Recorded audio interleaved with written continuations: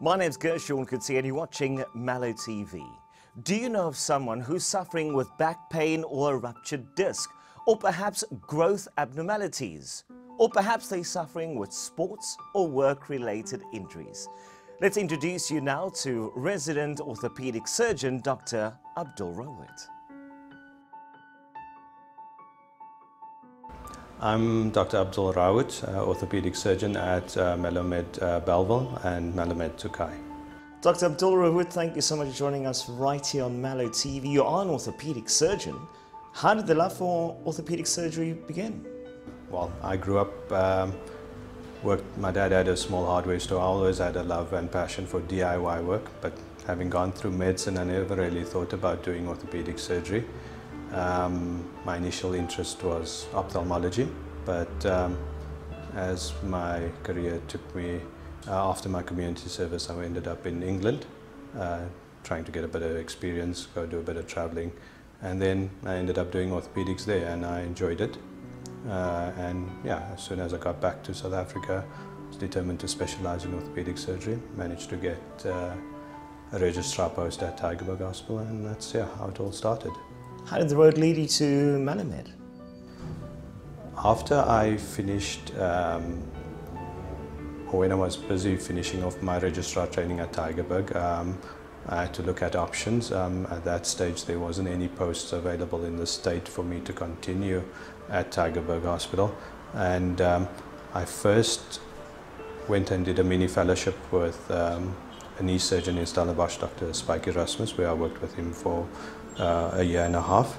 And during that time, I made contact with MeloMed. I got informed that they were due to open a hospital in Tokai. I grew up in that area and I thought it would be a good opportunity to work in the area where I grew up. And that's how I started with MeloMed.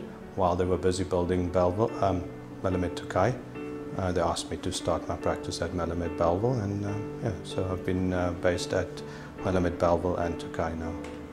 If you look at yourself as an orthopedic surgeon, you specialize in knees. Well, I have a main interest in knee surgery. As I said, I did a mini fellowship where I got to work with one of the more experienced knee surgeons in Cape Town. So I do arthroscopic knee surgery, that's keyhole surgery. Also do knee replacement surgery. And then I enjoy the arthroscopic work, so I also do arthroscopic shoulder surgery. And a lot of my experience in England was joint replacement surgery, so knee and hip replacement surgery. So that's, as far as my elective practice is concerned, that's the bulk of my practice. Also treat hand conditions, certain foot conditions like bunion surgery and that. And then having worked at Tygerberg, we get loads of experience doing trauma surgery. So I offer my services as orthopedic on-call, both here at MeloMed Belleville and at Tokai, so treating fractures and that as well. Dr. Rawoot, let's talk about theatre day. It's always a special time when you are in your zone.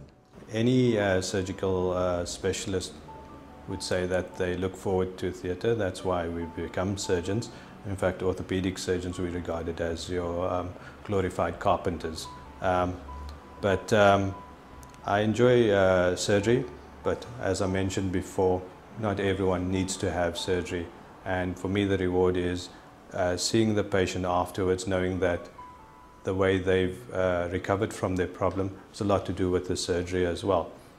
So we're looking at the cartilage under the kneecap. That's what the structure is seeing there on top.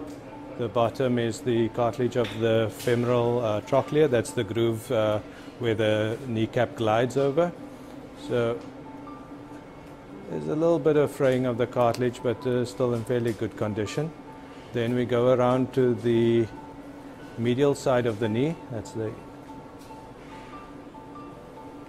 Okay, so what we're seeing there is on top is the femur, your thigh bone. Bottom is the cartilage of the shin bone.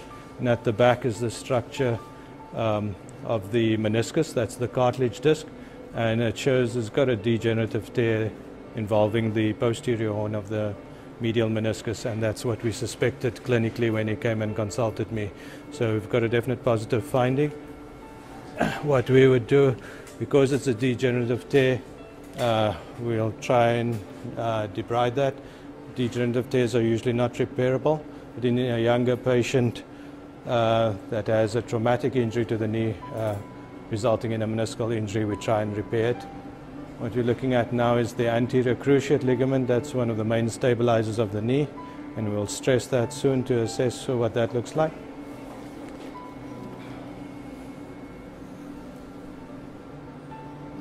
And then we move to the lateral compartment.